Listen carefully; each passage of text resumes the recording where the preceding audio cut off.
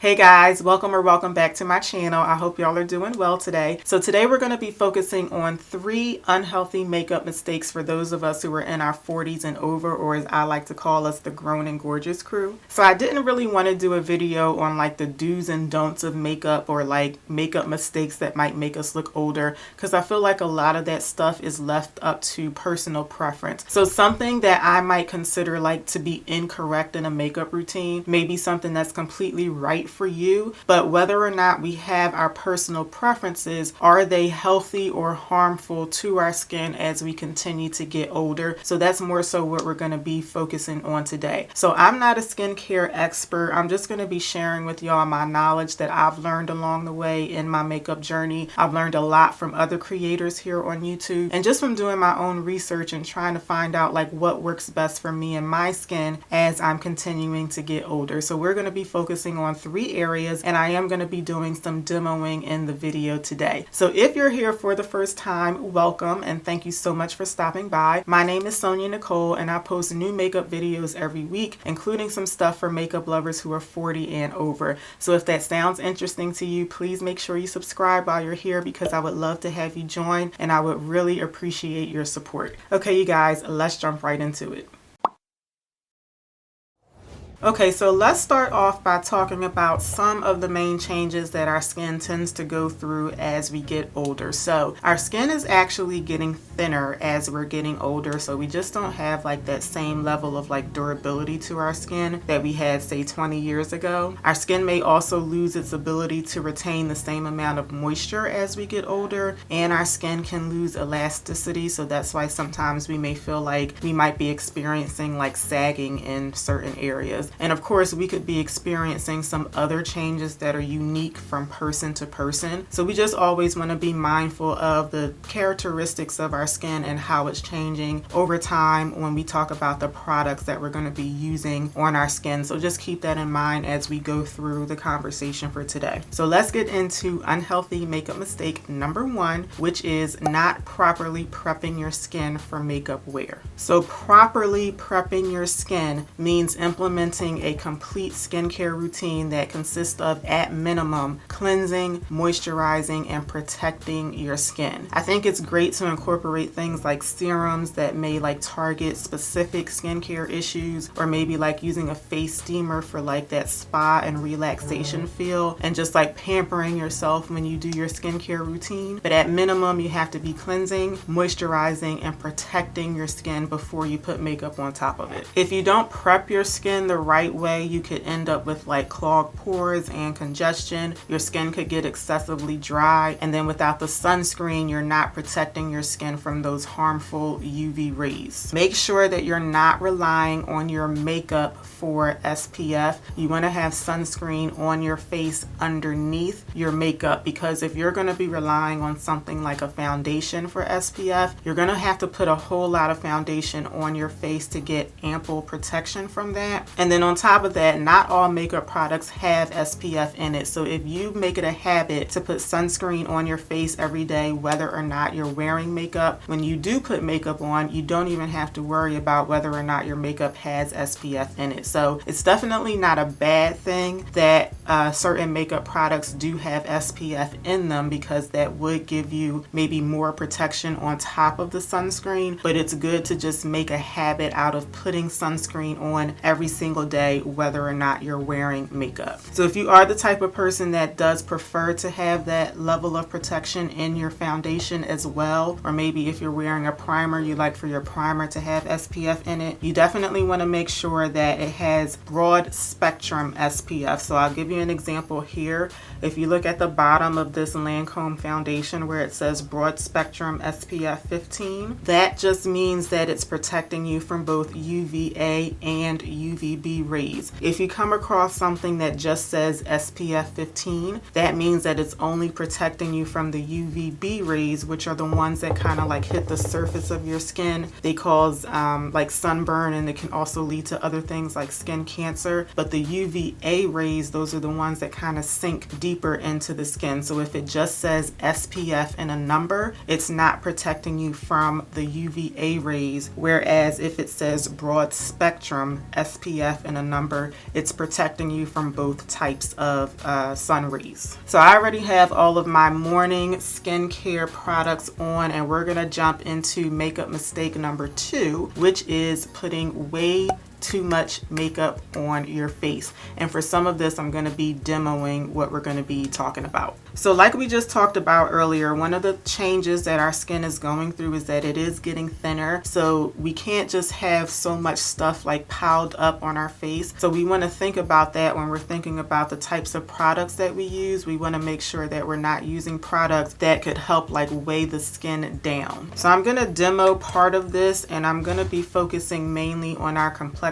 products, the foundation, concealer, and the setting powder, because those usually take up the most real estate on our face. Okay, so let's start off with foundation. So let's say that you like a medium to full coverage when you do your makeup. What you want to do is pick a foundation that's going to give you the level of coverage that you want without having to put so much of the product on your face. So I'm going to be doing a side-by-side comparison of 2 different foundations. So I'm going to start over here, and I'm going to be using the Morphe Filter Effect foundation. So this is relatively new to me, and it's quickly becoming one of my favorite foundations. I really love the finish of it. However, I do notice that I have to use more of this to get the same level of coverage compared to some other foundations. This claims to be a medium to full coverage, but I feel like it's more like a light to medium coverage. So I'm going to put this on this side of my face, and then we're going to see how much of it I have to use to get it to say a medium coverage, and then I'm going to compare it to another foundation that will probably allow me to use less foundation to get to the same level of coverage. So let's start over here, and I'm going to start off with putting on like a half a pump over here. I'm going to start off with about that much. This product gives you like a really generous amount like per pump, so I don't want to put out too much of it. I'm just going to take the rest of it that kind of squeezed out, but this is about like a half a pump of this. So I am going to be using 2 different foundation brushes on both sides of the face, but I wanted to use 2 that are pretty much like shaped the same way and kind of have like the same level of density, because I think that plays a part in like the amount of coverage that you're getting. So what I'm going to do is blend this out, and we're going to see how much coverage this half a pump gives me. And I'm just going to, I do always put the majority of my foundation on my cheeks because I have a lot of scarring in that area, but I'm going to spread this out all over this side of my face. Okay, so this is about a half a pump of this foundation, and as you can see, it did kind of like even out my skin tone, and it did give me a little bit of coverage, but I feel like this is like light coverage. So what I'm gonna do, actually before I go in with another layer over here, let me put a half a pump over here. So on this side of my face, I'm gonna go in with the Fenty Beauty Hydrating Foundation. This one claims to be a medium to full coverage, and I think it is. So I'm going to see if I can pump out pretty much the same amount over here.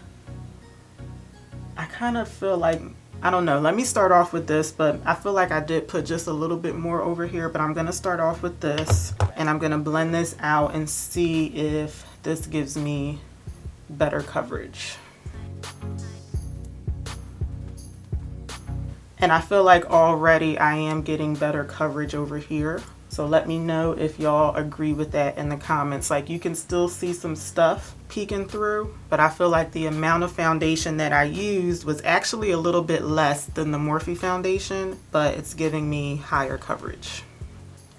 So what do you guys think? The shades are a little different. This one is gonna get darker as it dries down, but the shades are a little different. But I do feel like I'm getting a little more coverage over here. So again, this is the Fenty side, and then this is the Morphe side. So I'm gonna go in with one more pump, or one more half a pump on each side of the face.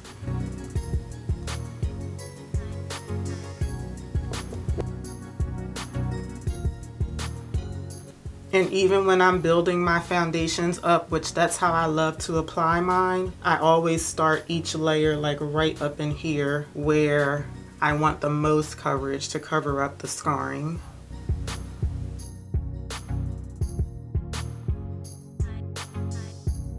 Okay, so now we have pretty much a full pump of foundation on both sides of my face. So let me know in the comments if you see a difference. To me, I'm getting less coverage over here and more coverage over here, but I do have pretty much the same amount of foundation on. But let me know if you guys would agree with that. If I wanted to build this up, the Morphe foundation up to the same amount of coverage as this one, I feel like I would have to go in with like another like half a pump. So let's do that so that we can try and get them to be even.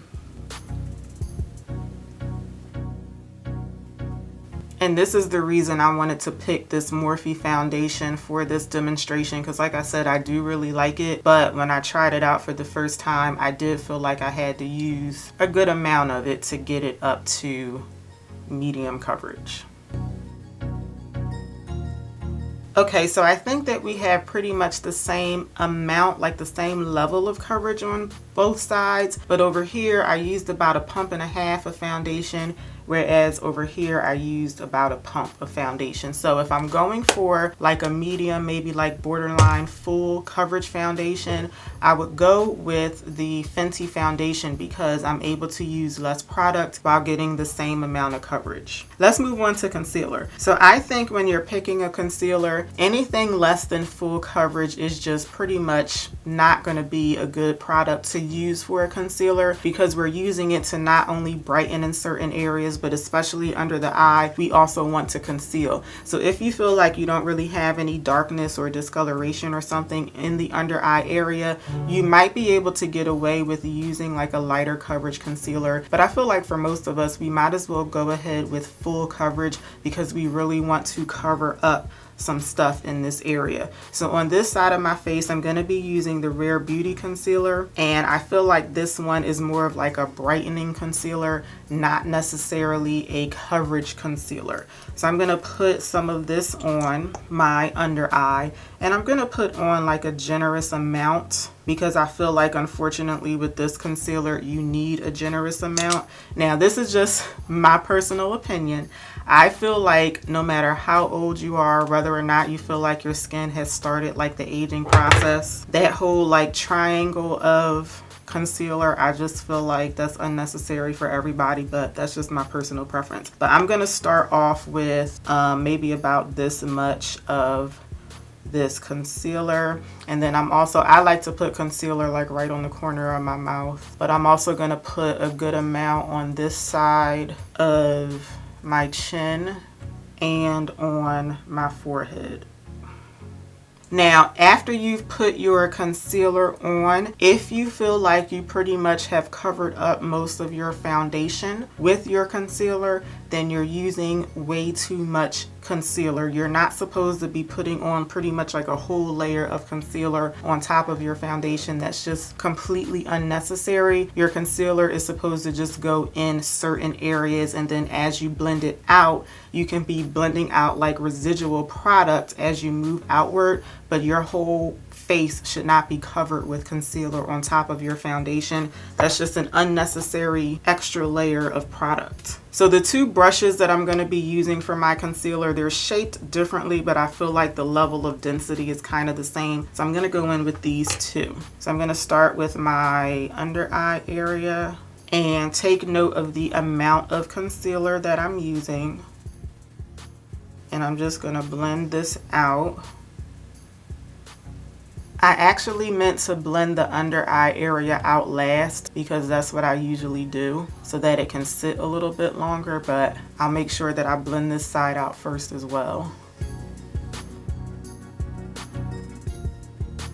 And also when you're putting your concealer on your forehead and your chin, because you probably already have foundation in those areas, you really don't need a lot of concealer right here because you're really just using it to add brightness to those areas, not necessarily coverage. So as you can see, I'm having to blend my forehead concealer out pretty far because of the amount that I just put on here.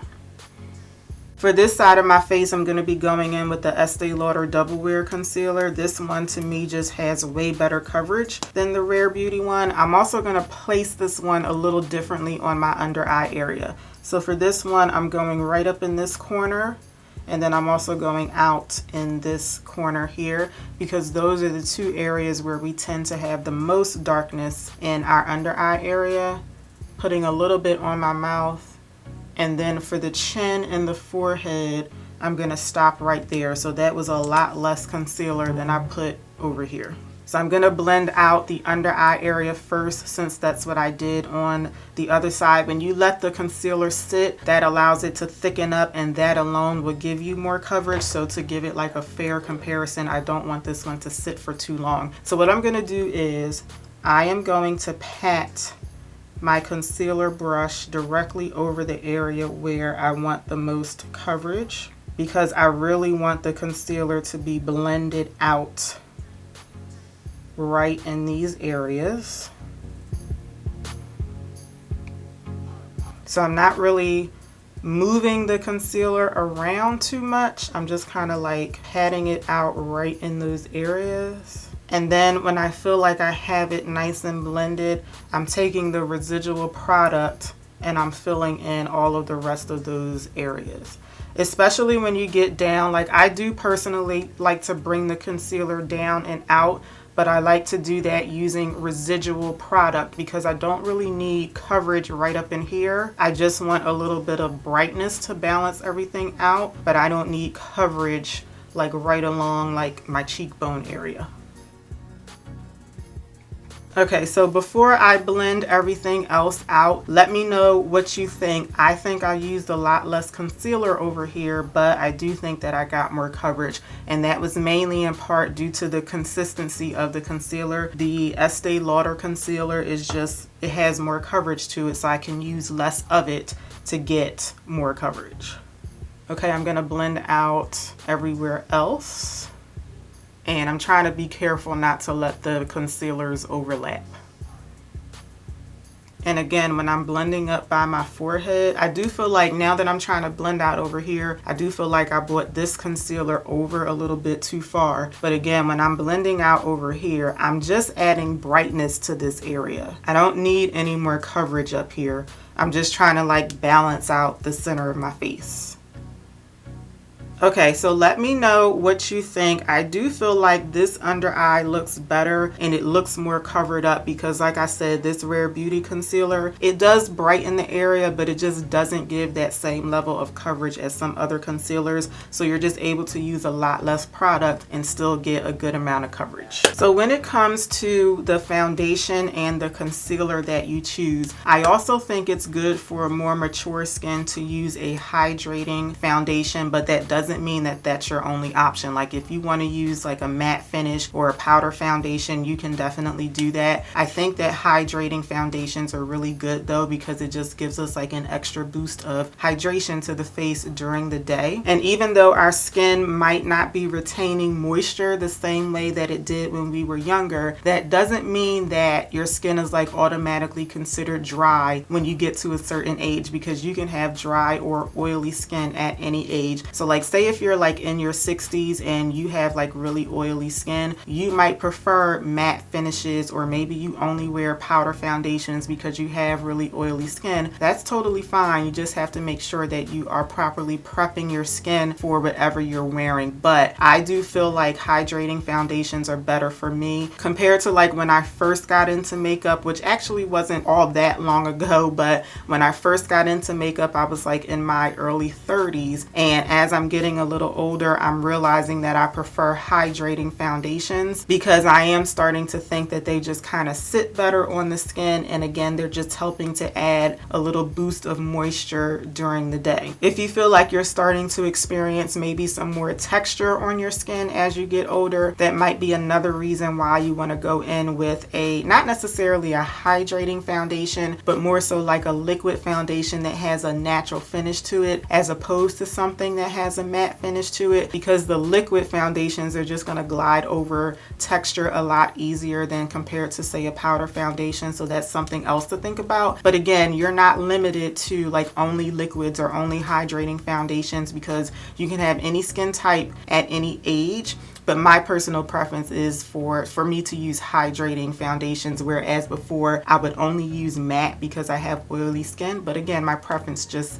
changed over time. Okay, so now let's get into setting powder. So on this side of my face, I'm going to be setting with my Maybelline Fit Me Loose Finishing Powder. So I feel like a lot of us like to set our makeup with loose powders. However, as you're getting older, you might want to consider switching to a pressed powder. Number one, when you're picking up a loose powder with your brush, just because of the fact that it is loose, even though you're going to be like tapping off the excess, some of the product is going to get stuck into the brush. So yes, you're tapping it off, but just because of the fact that it is loose, you're probably going to be trapping a good amount of the product into your brush. But the main thing about using a loose powder over maturing skin is that loose powders, they tend to be a lot more finely milled compared to a pressed powder. So a loose powder has like much more like smaller particles, so those are more easily able to sink into fine lines and wrinkles on your skin. So I'm going to go ahead and I'm going to start setting my makeup over here. But again, because this is a loose powder, if I'm running it over any areas where I feel like I have wrinkles, fine lines and all that, it's probably going to sink down into those areas. I actually don't have a pressed setting powder that I like to use for my under eye area. I've tried a couple, but I'm never satisfied with the color of the powder. So I am going to go ahead and use a loose powder for my under eye. But if you have a pressed powder that you like for the under eye area, I think that's going to be a better bet. But I'm going in with my Coty Airspun powder for my under eye, and I'm using the color Honey Beige just in case you're interested in that. So I'm just going to go ahead and set both sides of my face, the under eye area, with this powder. Now you're probably not going to be picking up as much like excess powder if you're going to be going in with a sponge, but even with a sponge you're probably going to be picking up more of it than you would as opposed to trying to pick up a pressed powder. So over here I'm going to set with the Sephora Micro Smooth powder. So again, when I'm going in to pick this powder up, I'm going to be rubbing my brush into it, but just because of the fact that this powder is pressed, I'm not going to be picking up quite as much. I just can't pick up as much of it because I'm not able to like really dig my brush into this type of powder because it's pressed. But again, the main thing to think about when you're thinking about setting your makeup on maturing skin is that your pressed powder is not as finely milled as a loose powder. Therefore, it's going to sit a lot better if you're running the powder over areas that have wrinkles and fine lines. Okay, so here is all of my base makeup done. So let me know what y'all think. I feel like I have pretty much the same amount of coverage on both sides of my face. This side looks a little bit lighter because of the color of the foundation, but I do think I have pretty much the same amount of coverage on both sides of my face, but I do have less product over here. So let me know if y'all agree with that in the comments. And I'm able to get less coverage over here because I use products where the coverage just goes a long way compared to the products that I used over here. So I'm not going to get into things like bronzer and blush and all of that because yes, we can argue that where we place certain things on our face. So for instance, I used to put blush like right on the apples of my cheek. I have since started using or putting my blush like further back because I do feel like it lifts my face. But I'm not going to get into that today because, you know, maybe you are a little older and you just prefer to put blush on the apples of your cheek. I don't really think it makes a difference in terms of like the overall health of your skin as to where you may put your blushes and your bronzer. I just feel like that's a personal preference that doesn't really matter. So because we're focusing on like unhealthy makeup mistakes as opposed to like makeup mistakes that might make us look older, I'm going to do the rest of my makeup off camera. I just wanted to focus on the base products because those are the ones that usually take up more room on our skin. So I'm going to do the rest of my makeup off camera, then I'll come back and we'll get into makeup mistake number 3. Okay, so here is my makeup for the day, and I will have everything that I'm wearing in the description box in case you are interested. So let's move on to unhealthy makeup mistake number 3, which is not properly removing your makeup at the end of the day. So this kind of ties into skincare that we were talking about earlier. We want to make sure that we're allowing our skin to rest properly and rejuvenate itself at night so that it's staying healthy over time. So if you're still using these types of makeup remover wipes to take your makeup off, you really want to get away from using these because they're not good for your skin. So you want to consider using something like a makeup remover balm. This is one from Elemis, and I actually really like the one from Pharmacy as well. But what I really like to take my makeup off with is this deep oil cleanser. This is from DHC. So this is actually my favorite makeup remover. If you are used to using wipes and you've never used like an oil cleanser or a balm, first time you use one, you'll be very pleasantly surprised at how much better one of these types of products takes your makeup off as opposed to a makeup wipe. So using something like this can actually cause friction on the skin. So especially if you have dry skin already, or if you have like texture on the skin, this is just going to make it worse. I know it may feel like really moist and soft going over the skin, but it's actually just unnecessary friction. And also, if you have things like fine lines and wrinkles on the skin, using this will not really get like deep into those fine lines and wrinkles. If you're using something like this, these will be able to sink into like all of the crevices into your skin. And more importantly, with using a wipe like this, these are just not going to fully remove the makeup. You may think that they are, but that might be because you're just not able to compare it to something like this. So again, if you've never used an oil cleanser, you should try it. And I think you'll be really shocked at how the makeup is really like breaking up and like easily coming off of your skin. The makeup wipes are just not going to remove everything, especially if you're wearing like a full beat, like a full face of makeup. The makeup wipes are just not going to do it. Now, these types of products, they're only meant to help you remove the makeup from your skin. You do still have to go in after this and wash and moisturize your face. So just like you would do in the morning, you want to make sure that you're thoroughly cleansing your face after you take your makeup off, and you definitely want to add some moisturizer to get that hydration back into your skin. So our skin is always rejuvenating itself at night while we're sleeping. So we definitely want to make sure that we're implementing a very thorough nighttime skincare routine, because if we don't have all of that makeup off of our face and our skin isn't thoroughly cleansed, our skin is just not going to be able to renew itself overnight. Okay, so those are the 3 unhealthy makeup mistakes for women over 40 that I wanted to talk about today. So if you have any that you want to add to the list, or anything that you just want to add to the conversation, let us know in the comments. I really hope that you found this video helpful. If you did, please let me know by giving me a thumbs up. Make sure you subscribe before you head out, and I will see y'all back here for my next one. Until then, take care. Have a good one, y'all. Bye.